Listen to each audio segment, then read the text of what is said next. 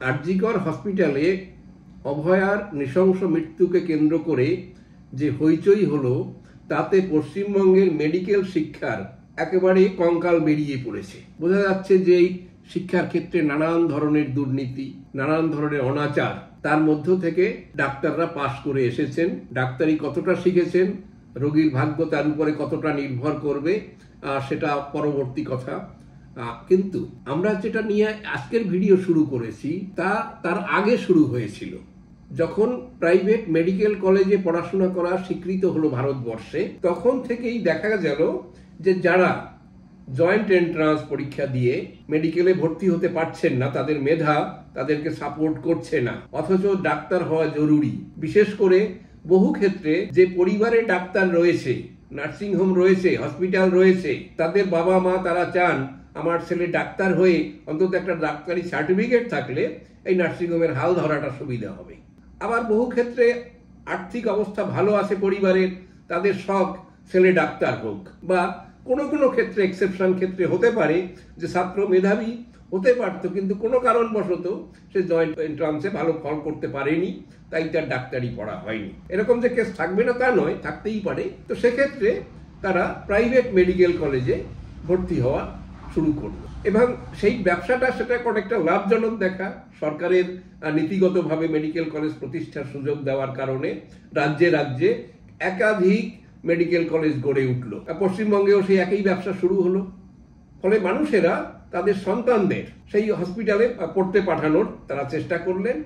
সেক্ষেত্রে একটা পর্যায়ে এমন ছিল যে 1 কোটি টাকা পর্যন্ত ক্যাপিটেশন ফি দিতে হতো। সেখানে মাইনেপত্র অত্যন্ত চড়া, নগদ দক্ষিণা সেখানে তো দিতেই হবে। সেটা কতটা হবে সেটা দরাদরির উপর নির্ভর করত, যোগাযোগের উপরে নির্ভর করত। এইভাবে মেডিকেল পড়া শুরু হলো। কিন্তু সেখানেই ক্ষান্ত নয়, এই একই ব্যবস্থা পৃথিবীর বিভিন্ন দেশে শুরু হলো। ফলে তারা এক দেশ থেকে অন্য দেশে গিয়ে ডাক্তারি পড়ার চেষ্টা করলো। আমাদের জানাই ছিল না, যদি সেই যুদ্ধ শুরু হতো রাশিয়ার সাথে ইউক্রেনের, তাহলে আমরা জানতেই পারতাম না যে ইউক্রেনে গিয়েও ভারতবর্ষ থেকে এত ছেলে মেয়েরা পড়াশোনা করত। শত শত ছেলে মেয়ে, যাদেরকে কয়েকবার তাই করে ব্যবস্থা করে ওখান থেকে আনতে হয়েছিল যুদ্ধের প্রথম পর্যায়ে। শুধু তাই নয়, এরকম মেডিকেল কলেজ পৃথিবীর সব দেশে রয়েছে, এমনকি বাংলাদেশে, যেখানে মেডিকেলের স্ট্যান্ডার্ড, মেডিকেল কলেজের বা হসপিটালগুলোর স্ট্যান্ডার্ড কতটা আমরা জানি না, কিন্তু সেখানে লোকেরা একটু জটিল ব্যবস্থা হলেই, জটিল রোগ এমনকি জ্বর হলেও তারা সরাসরি রেফার করে দেয় যে তোমরা ইন্ডিয়ায় গিয়ে চিকিৎসা করো।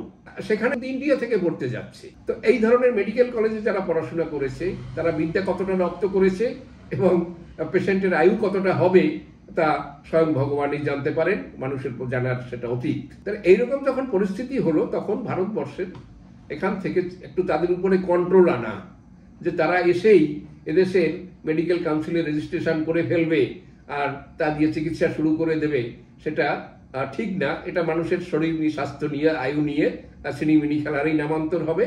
তাই ঠিক হলো যে এরা রেজিস্ট্রেশনের আগে তাদেরকে একটা পরীক্ষা দিতে হবে। সেই পরীক্ষা দিয়ে তাদের বিদ্যা বুদ্ধি কতটা সেটাকে পরীক্ষা করে নিয়ে তবেই তাদেরকে ওই রেজিস্ট্রেশনের, অর্থাৎ তাদেরকে দেশে চিকিৎসা করার পারমিশন দেওয়া হবে।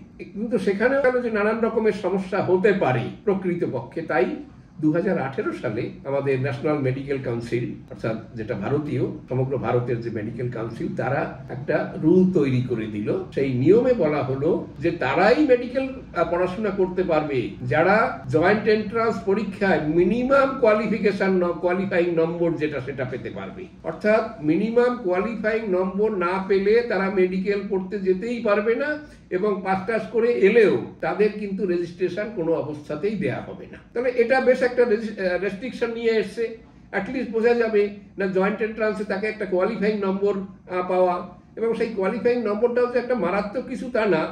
আমরা দেখতে পেলাম সেখানে যে 720 নম্বরের মধ্যে 164, 162 পেলেই তারা কোয়ালিফাই করে যেতে পারে। অর্থাৎ সে পার্সেন্টেজটা এমন কিছু বেশি নয় যে সে ওই কোয়ালিফাইটুকু করতে পারবে না। অর্থাৎ ওটুকুও যদি না পারে তাহলে সে ডাক্তারি পড়তেই পারবে। সে পড়ে যদি আসেও লুকিয়ে চুরিয়ে, কিন্তু এদেশে তার রেজিস্ট্রেশন হবে না, এদেশে প্রায়। কিন্তু এরকম একটা কঠোর সিদ্ধান্ত তো সবাই মেনে নিতে পারে না। তারা ডাক্তারি পড়ার জন্য তৈরি হয়েছে, কাজেই তারা আদালতে পৌঁছে গেল। আদালত সবকিছু বিবেচনা করে বললো বিষয়টা সিরিয়াস, মানুষের স্বাস্থ্যের ব্যাপার এখানে। কাজেই সেক্ষেত্রে এই যে ন্যাশনাল মেডিকেল কাউন্সিল 2018 সালে যে নিয়ম তৈরি করেছে, এই নিয়মের মধ্যে কোথাও খারাপ কিছু নেই, এবং মিনিমাম এটুকু তো মানতেই হবে। অর্থাৎ তোমার বিদ্যা বুদ্ধি কিছুই নেই, তুমি হঠাৎ করে একদিন এসে ছুরি কাশি নিয়ে অপারেশনে লেগে পড়লে, কেন আমার তো ডিগ্রি আছে তাই। সেটা হতে পারে, সেটা হতে পারে না বলে যা করা হলো, সে মেডিকেল কাউন্সিলের সেই রুলকে তারা কনফার্ম করে দিল, এটা একদম ঠিক।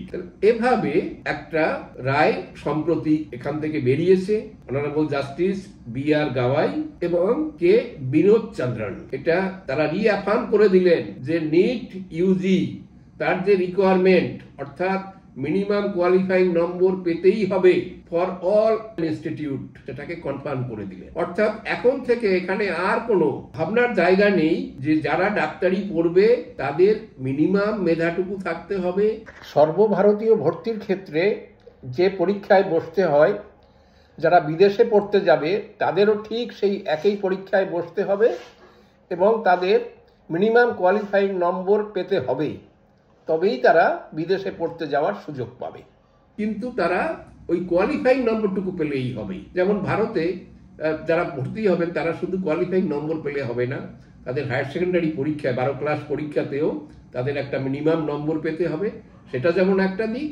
দ্বিতীয় দিক হলো যে তারা ওই নম্বরের টপের দিকে না থাকলে, অর্থাৎ একদম ওই কোয়ালিফাইং নম্বরের বেসে পৌঁছে যারা যাবেন, তারা হয়তো কখনো কখনো ওই সেই প্রাইভেট মেডিকেল কলেজ টলেজ ইত্যাদি সেই দিকে যেতে পারবে। তাহলে এখান থেকে অ্যাটলিস্ট আশা করা যায় যে না, এখন এরা রেজিস্ট্রেশনের জন্য লাইসেন্স মেডিকেল প্রফেশনে যোগ দিতে হলে তাদের পড়তে যাওয়ার আগে আমাদের দেশে জয়েন্ট এন্ট্রান্সে বসতে হবে, মিনিমাম কোয়ালিফাইং নম্বর সেটুকু পেতে হবে, ওখানে পাশ করে এসে আবার এখানে সেই রেজিস্ট্রেশনের জন্য পরীক্ষায় বসতে হবে, তারপরে সেটা সফল হলেই রেজিস্ট্রেশন হবে এবং তারা কাজকর্ম করতে পারবে। কাজেই এটা অত্যন্ত গুরুত্বপূর্ণ।